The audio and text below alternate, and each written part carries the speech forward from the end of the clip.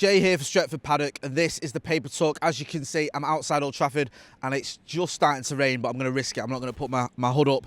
It's the morning after the night before. Manchester United, of course, crashing out of the Europa League in the semi-final last night against Sevilla over in Germany. The third semi-final we've lost this season. I think that's a record for a top-flight club in one season to lose 3 semi-finals. Also, our third successive season without a trophy, which I think is the first time that's happened since around 1988, if I'm right. So, not a great night for Manchester United. And obviously, as you'd expect, a lot of the Paper Talk this morning focuses on last night's game and the post-match reaction.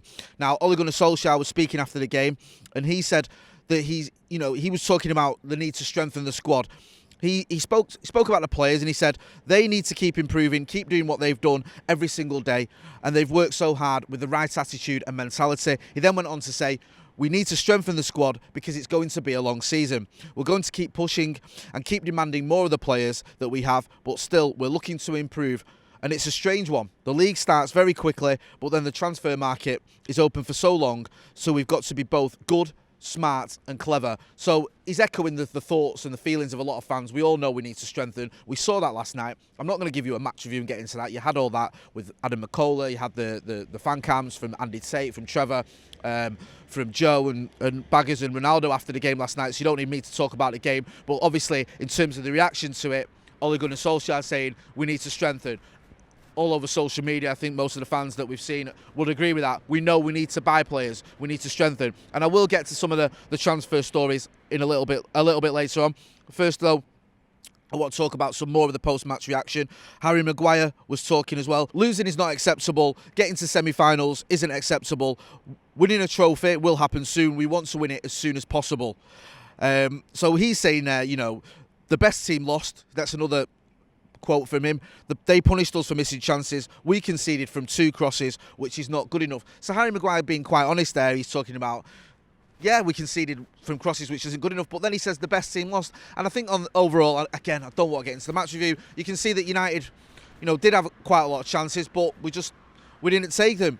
Now, another sort of reaction from last night, another sort of comment that's doing the rounds, is the spat, if you want to call it that, between Victor Lindelof and Bruno Fernandes. We saw them arguing after Sevilla's second goal. Bruno Fernandes looked just fuming with Victor Lindelof, and he went over there and berated him for that goal. And you saw that Victor Lindelof reacted with what looks like he swore at him, and he's called him a son of a bitch in Portuguese. I think they both speak Portuguese, obviously, because Victor Lindelof played at Benfica and Bruno Fernandes is Portuguese. But that's been downplayed, and Bruno Fernandes said it's normal. Everyone was mad, and they've sort of downplayed that and said it was not about me or Victor. What happened is nothing. It's about looking out for each other. It will happen in a lot more teams too. So it doesn't look like there's any sort of long-term fallout there. It was just they were both angry. Bruno Fernandes angry at that second goal and the way it was conceded. Victor Lindelof angry at the way his teammate was sort of blaming him for it, and they've had a bit of a spat. But hopefully it's all sort of water under the bridge and just a bit of handbags that's been put to one side and we can all move on. Now, in terms of transfers, Manchester United have been linked with a £50 million rated Brighton defender, Ben White. Now, he spent last season out on loan at Leeds, and he's impressed. He had a great season in the Championship, helping them obviously get back into the Premier League. Now, Leeds wanted to make the deal permanent, but apparently they've only been able to bid around £30 million with £5 million in add-ons, which has been rejected. Now, it's been reported that Manchester United are willing to pay a little bit more, are willing to pay £50 million, which could be enough to get the defender to come to Manchester United. Now, obviously, we know we need to strengthen. We know he's a player that a few clubs are interested. Apparently Liverpool and Chelsea are looking at him as well. So he's a sought-after defender, and Manchester United are in the hunt for him. From getting him sort of under the noses of Leeds, which would be a massive bonus for those of us most United fans who view Leeds as our old-school rivals, to get a player that they had and what a keep would be great. Young defender, 22 years old. We know we need to strengthen. We know we've got defensive problems. We saw it last night. Yes, we've had a fairly decent record defensively, but there are still issues there and we need to strengthen. And you saw it for the goals against Sevilla last night. defensively, we have looked a little bit shaky, especially post-lockdown. It's not like we're conceding lots of goals, but the goals we're conceding tend to be from errors. You go back to the Spurs game, you go back to the Bournemouth game, some of the goals we conceded, you know, it's just not good enough. So there's a 22-year-old defender there, Ben White, that Manchester United could be interested in, could cost around 50 million, which you would imagine would be in Manchester United's price range for a new defender. Now, could Ben White come straight into the Manchester United first team?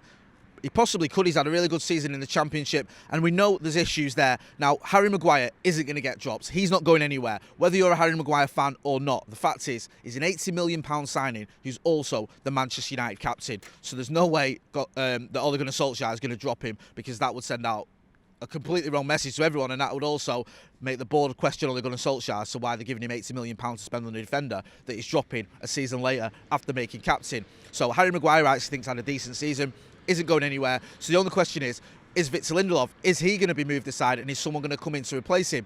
Axel Tuanzebe's obviously had his issues. Eric Bailly has had his injury problems as well. He can't seem to get a long-term run in the team. So maybe Ben White could be the answer to that problem. Maybe he could come in and slot in alongside Harry Maguire. So there's talk there that Manchester United are in for Ben White. He could possibly come in as a replacement for Victor Lindelof. It's one to keep an eye on and see how that develops. Another player that obviously has been doing the rounds, or everyone's been talking about, is Jadon Sancho. Now, what the Evening Standard are claiming is that Ole Gunnar Solskjaer has to sell to fund a transfer spree.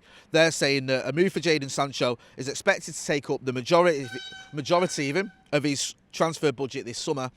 Any other major signings would require the managers to sell players. So the players that are being listed, I'm sure you've heard this before, but I'll go through: Chris Smalling, Marcus Rojo, Jesse Lingard, Andreas Pereira, Phil Jones, Diogo Dalot. What they're saying in the Evening Standard, and it's been reported elsewhere, is that Manchester United need to sell to buy. If Ole Gunnar Solskjaer is going to have the money for Bruno Fernandes, which is going to be around, we think, around £108 million, a little bit more, around that mark anyway, £108 million, €120 million, however that works out, then he's going to have to get rid of some of the players off the wage bill and get some money in for them as well. Now, Roma, who had Chris Smalling on loan, wanted him on a permanent deal, but apparently weren't willing to match Manchester United's £80 million valuation for him.